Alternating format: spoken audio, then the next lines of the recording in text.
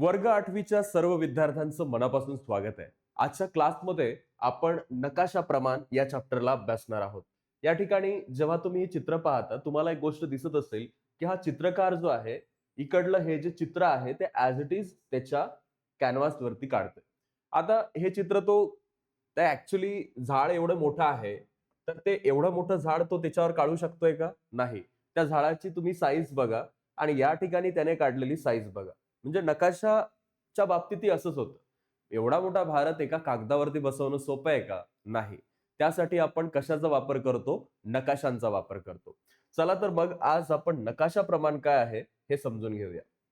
बघा, या ठिकाणी जगाचा नकाशा मुलं ऑब्झर्व करतायत आणि या जगाचा नकाशा एका कागदावरती आहे आणि जग एवढं छोटं आहे का? नाही. तर चित्रकारानं किंवा विशिष्ट व्यक्तीनं एखाद्या गोष्टीला आपण म्हणू शकतो स्वतःच्या याच्यानुसार किंवा स्वतःच्या अंदाजानुसार जे आखलं गेलंय तेच नकाशाचं प्रमाण आहे. बघा, चित्रकार पेन्सिलनं प्रथम समोरच्या दृश्याचं अंदाजे प्रमाण घेत असतो. तो त्याची हाईट, त्याची विड्थ, ओके, ह्या सगळ्या गोष्टी तो घेत असतो आणि त्यानंतर कागदावरती त्याचा आराखडा काढून त्या काढलेले चित्र हे प्रमाणबद्ध येण्यासाठी चित्रकार अशी कृती करत असतो. नकाशे तयार करण्यासाठी सर्वेक्षण केलं जात असतं. त्यावेळेस विशिष्ट प्रकारे प्रमाण निश्चित केलं जातं. या प्रमाणाच्या आधारे आराखडे तयार करून पृथ्वी किंवा तिच्या एखाद्या भागाचा नकाशा आपण तयार करतो. आणि ही खूप सोपी पद्धत आहे. नकाशा तयार करण्यामध्ये जो वेळ जातो तो वेळ या नकाशाच्या माध्यमातून आपण म्हणजे एखाद्या जगाचा कोणताही भाग आपल्याला अभ्यासायचा आहे तर तो भाग एवढा मोठा आहे की तिथं जाऊनही आपण तो अभ्यासू शकत नाही. तर जे लोक त्याच्यामध्ये तज्ज्ञ असतात, जे भूगोल तज्ज्ञ असतात, ते नकाशे बनवून त्याच्या माध्यमातून आपल्याला ते शिकवू शकतात, समजावून सांगू शकतात. बघा, एक कृती आहे. विद्यार्थ्यांची उंची मोजण्यासाठी मोजपट्टीच्या साहाय्यानं जमिनीपासून वर 180 सेमी पर्यंत वर्गातील भिंतीवरती खुणा करून आपल्याला घ्यायचे. प्रत्येक विद्यार्थ्यांची उंची मोजायची आणि नोंद करायची. जसं ही जी मुलगी आहे हिची उंची 155 आपल्याला भेटली. हा जो मुलगा आहे याची उंची जर आपण पाहिली तर ती 140-44च्या दरम्यान आहे. त्यानंतर यामध्ये 170 आणि ह्या मुलीची दुसऱ्या मुलीची उंची 150च्या दरम्यान आहे. तर उंचीच्या बाबतीतले हे प्रमाण तुम्ही तुमच्या वर्गामध्ये शिक्षकांच्या सहकार्यामध्ये करू शकता. त्यानंतर या ठिकाणी प्रत्येक विद्यार्थ्याचं नाव तुम्हाला लिहायचंय. छायाचित्रात फोटोमध्ये त्याची उंची किती आहे आणि ऍक्च्युअल मध्ये त्याची उंची किती दिसते ते लिहायचंय आणि त्याचं गुणोत्तर लिहायचंय. जसं 1:13 हे आपल्याला इथं गुणोत्तर मिळून जातं. इथचा 0 कॅन्सल, इथचा 0 कॅन्सल. ठीक आहे, ते गुणोत्तर आपल्याला भेटतं. प्रत्येक विद्यार्थ्याच्या सोबत तुम्ही असंच करायचं. आता वरील तक्त्यानुसार तुम्हाला प्रत्यक्ष उंची आणि जे छायाचित्र म्हणजे त्या फोटो मधली जी उंची आहे याच्यातला फरक लक्षात येईल आणि तुम्हाला हेही कळेल की प्रत्येकाची उंची एकाच प्रमाणामध्ये छायाचित्रात कमी झालेली दिसते आणि हे प्रमाणही जे आहे हे निष्कर्ष याच्यामध्ये विविध लागू पडतात. आता पृथ्वी आहे आणि तिच्या ठराविक भागाची माहिती आपण पृथ्वी गोल किंवा नकाशाच्या सहाय्याने घेऊ शकतो. तुमच्याकडे ग्लोब असेल तर त्या ग्लोबच्या माध्यमातून तुम्ही सगळी पृथ्वी जी आहे ते समजून घेऊ शकता. त्याचबरोबर नकाशा जो असतो तो काहीसा असाही बनतो जसा याच्यामध्ये पिंपळगाव, नांदगाव आणि बोरगाव यांच्या दरम्यानला हा त्रिकोणाकृती नकाशा आहे. म्हणजे या पद्धतीने ते गावं इकडे वसलेले आहेत. आता याच्यामध्ये जी ऍक्टिव्हिटी त्यांनी आपल्याला सांगितली आहे ती आपण आता करून पाहूया.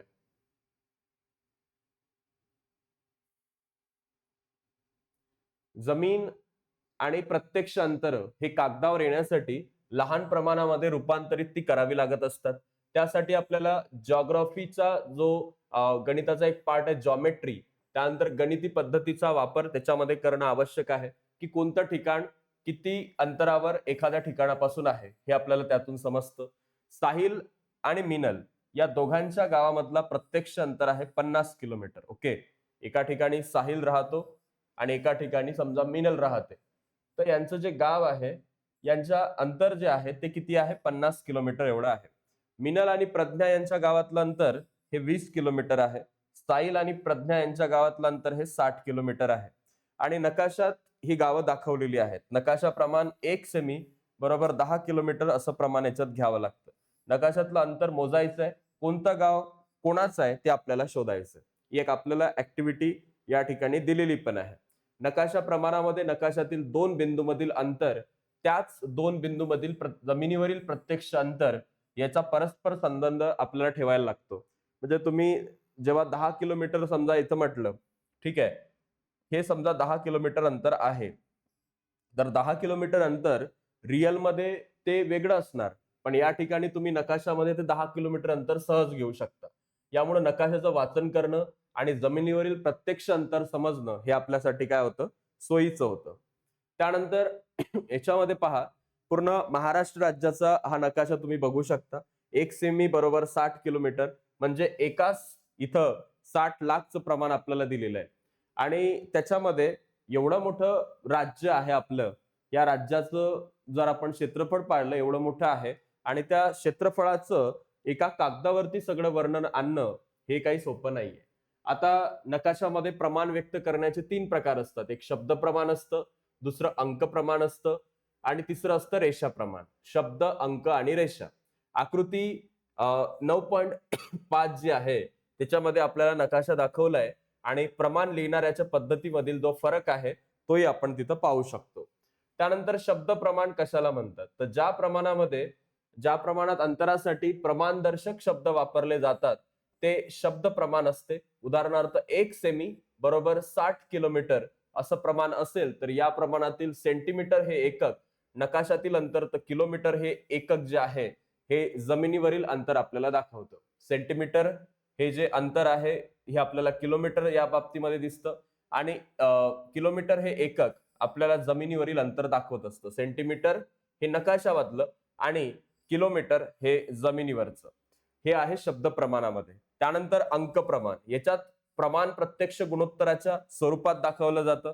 उदाहरणार्थ एकास या ठिकाणी तुम्ही बघू शकता 60 लाख याच्यामधलं 1 हे नकाशावरचं अंतर आहे, तर 60 लाख हे जमिनीवरचं अंतर आहे, आणि हे नकाशावरील अंतराच्या एवढ्या पट आहे.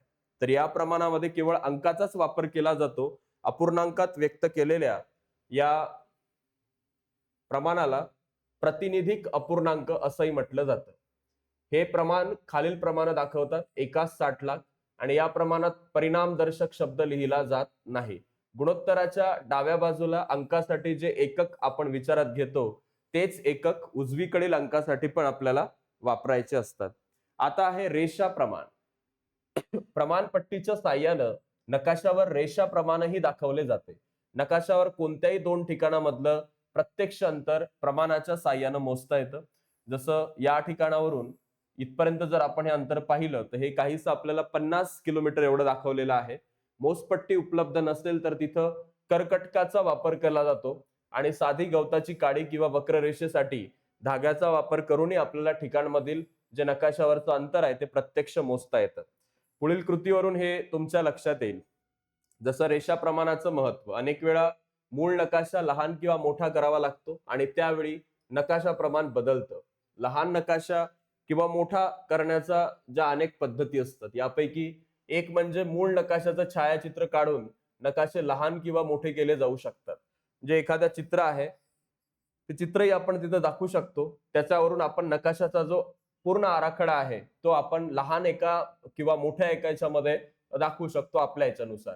अशा पद्धतीने नकाशे लहान किंवा मोठे केल्यास शब्दावरील जे शब्द प्रमाण आहे किंवा अंक प्रमाण आहे हे नकाशाच्या आकारमानानुसार बदलत नाही. याउलट नकाशावर जर रेषा प्रमाण काढलेलं असेल तर नकाशाच्या आकारमानानुसार रेषा प्रमाणही बदलतं, आणि ह्या बदललेल्या नकाशाचं प्रमाण योग्य राहतं. अंक प्रमाण आणि शब्द प्रमाण याचा आकारमान नवा जो काही नकाशा आहे त्याच्यात बदललं तरी त्याचं मूल्य मात्र बदलत नाही. म्हणूनच नकाशा संग्रह, भिंतीवरील नकाशा यामध्ये रेषा प्रमाण जे आहे ते काढलं जातं. त्याचबरोबर याच्यामध्ये आपण पाहू शकतो की आपल्या परिसरामध्ये पुतळा, प्रवेशद्वार याच्यातलं अंतर 0.5 किलोमीटर आहे. हे अंतर मोजायचं आपल्याला आणि नकाशा प्रमाण त्याच्यानुसार ठरवायचं. जसं आराखड्यामध्ये तुम्ही इथं पाहू शकता, ग्रंथालय ते हा पुतळा, त्यानंतर इकडे कार्यालय आहे, इकडे आरोग्य केंद्र आहे. या प्रत्येक ठिकाणी त्यांनी 1.5 किलोमीटर हे अंतर आपल्याला सांगितलेलं आहे. विद्यापीठाचा पूर्ण परिसर त्यांनी दाखवलाय. सभागृह कुठे आहे, त्यानंतर याच्यामध्ये केंद्र कुठं आहे, ग्रंथालय कुठं आहे, ह्या सगळ्या गोष्टी. त्यानंतर खाली दिलेल्या ठिकाणाच्या आधारे रस्त्याच्या आकृतीमधील अंतर अभ्यासून त्याचं प्रत्यक्ष अंतराची नोंद करा म्हटले. आरोग्य केंद्र ते ग्रंथालय याच्यामध्ये आपल्याला याचं अंतर नकाशाच्या रस्त्याच्या आधारे मोजायचंय. तलाव ते सभागृह हे किती डिस्टन्स आहे ते मर्यादित तुम्ही तुमच्या स्केल पट्टीचाही वापर याच्यात करू शकता. कारण ते अंतर आपल्याला दाखवण्यासाठी कोणतंही असं विशेष प्रमाण इथं दिलेलं होतं का? तर त्यांनी दिलं असेल एका बॉक्समध्ये. त्यांनी इथं दिलेलं ऍक्च्युअली नाहीये. तर हे प्रमाणही तुम्ही ठरवू शकता, की 1 सेंटीमीटर म्हणजे 10 किलोमीटर. म्हणजे सेंटीमीटरनुसार तुम्ही या सगळ्या ठिकाणांचा जर आकडा काढला, जसं पुतळ्यापासून हे ठिकाण आपण सांगितलं 20 किलोमीटर. तर 1 सेंटीमीटर म्हणजे 10 किलोमीटर आहे. तर 2 सेंटीमीटर म्हणजे 20 किलोमीटर. तर यानुसार तुम्ही याच्यामधल्या सगळ्या गोष्टी विद्यापीठाचा परिसर हे दाखवू शकता. त्यानंतर याच्यामध्ये बृहत प्रमाण आणि लघु प्रमाण नकाशे असतात. जमिनीवरील मर्यादित भाग ज्या नकाशात जास्त जागा व्यापतो ते बृहत प्रमाण नकाशे असतात. शहर, गाव, शेत इत्यादी नकाशे बृहत प्रमाण नकाशाची उदाहरणं आहेत. सर्वसाधारणपणे एकाच 10,000 पेक्षा लहान प्रमाण असलेले नकाशे बृहत प्रमाण नकाशे म्हणून ओळखले जातात. त्याचबरोबर याच्यामध्ये आपण पाहू शकतो वाहनतळ, विद्यालय, चित्रपटगृह सगळ्यांचं आपल्याला अंतर हे किलोमीटर मध्ये इथं विचारलंय तर आपण ते किलोमीटर मध्ये सांगायचं. कारण त्याचं युनिट आपण घेतलेलं आहे. आपल्याला इथे युनिट माहिती आहे की 1 सेंटीमीटर म्हणजे 1च किलोमीटर आहे. तर जे डिस्टन्स आपल्याला हे 1 किलोमीटर दिसतंय, हे त्याच्या तिप्पट दिसतंय 3 किलोमीटर होणार, हे त्याच्याच एवढं होणार. त्यानंतर हे डिस्टन्स जर आपण पाहिलं 3, 3, 6, 7, 7 किलोमीटर आपण घेऊ शकतो. आणि जे सगळ्यात जास्त असेल ते मे बी 10 किलोमीटर टोटल अंतर असणार आहे. आणि याच्यामध्ये आपल्याला विशेष करून 3-3 किलोमीटरच्या गॅप्स टाकायला मिळतात. त्यानंतर जमिनीवरील भाग ज्या नकाशात कमी जागा व्यापतात ते लघु प्रमाण नकाशे असतात. म्हणजेच एखाद्या विस्तीर्ण भूभागाची माहिती दाखवण्यासाठी लहान प्रमाण वापरून लघु प्रमाण नकाशे तयार केले जातात. नकाशे, जगाचा नकाशा हे नकाशाची उदाहरणं आहेत. ऍटलास मधील बहुतांश नकाशे हे सुद्धा लघु प्रमाण नकाशाची उदाहरणं असतात. नकाशावरचं जे अंतर आहे हे शब्द प्रमाणामध्ये 1 सेंटीमीटर बरोबर 60 किलोमीटर आपण दाखवलं तर जमिनीवरचं हे झालं 60 किलोमीटर आणि 1 सेंटीमीटर हे आपण नकाशावर दाखवणार. संख्या प्रमाण नकाशामध्ये खूप मोठा आकडा असतो. 60 लाख हे आपल्याला दाखवायचं आहे जमिनीवरचं आहे, पण त्याच्यासाठी एकच आपण दाखवतोय तर हे नकाशावरचं आहे. याच्यामध्ये रेषा प्रमाण मध्ये 180 किलोमीटर दाखवले ते जमिनीवरचं आहे, पण इथं फक्त 60 किलोमीटर त्यासाठी दाखवलं ते नकाशावरचं अंतर आहे. तर अशा प्रकारे वेगवेगळ्या नकाशांची माहिती आपण आज घेतली. याच्यामध्ये तुम्हाला काही एक्झरसाइज पण आहेत आणि हे नेहमी लक्षात ठेवायला सांगितलंय की बृहत प्रमाण नकाशा जो असतो त्याचं जमिनीवर व्यापलेलं क्षेत्र कमी असतं आणि लघु प्रमाणाचं जास्त असतं. म्हणजे बृहत म्हटलंय तर वाटतं जास्त पण आहे ते व्यापलेलं जमिनीवर कमी, पण लघु म्हटलं तर जमिनीवर ते जास्त असणार आहे. लघु म्हणजे कमी पण ऍक्च्युअली तिथं जास्त दाखवायचंय. अधिक तपशील आपल्याला बृहत देतो आणि कमी तपशील आपल्याला लघु देतो. आणि कोणत्या याच्यात गावं आहेत तर ते बृहत मध्ये आहेत आणि कोणत्या याच्यात देश दाखवले जातात, खंड दाखवले जातात तर ते लघु मध्ये दाखवले जातात. तर हा चॅप्टर आपण कंप्लीट केलेला आहे. याच्यामध्ये आपल्याला काही अशा महत्वाच्या प्रश्नांचा विचार केला गेलेला आहे की खाली बाबीच्या नकाशांचं बृहत प्रमाण नकाशा आणि लघु प्रमाण नकाशा असं वर्गीकरण करा. इमारत, शाळा, त्यानंतर चर्च, मॉल, बगीचा, दवाखाना, त्यानंतर रात्रीचं आकाश. याच्यामध्ये हे आपण आकाशही नाही घेऊ शकत. म्हणजे ह्या ज्या आधीच्या ह्या सगळ्या गोष्टी आपण घेतल्यात, ठीक आहे, ह्या सगळ्या कशा देतील बृहत प्रमाणमध्ये.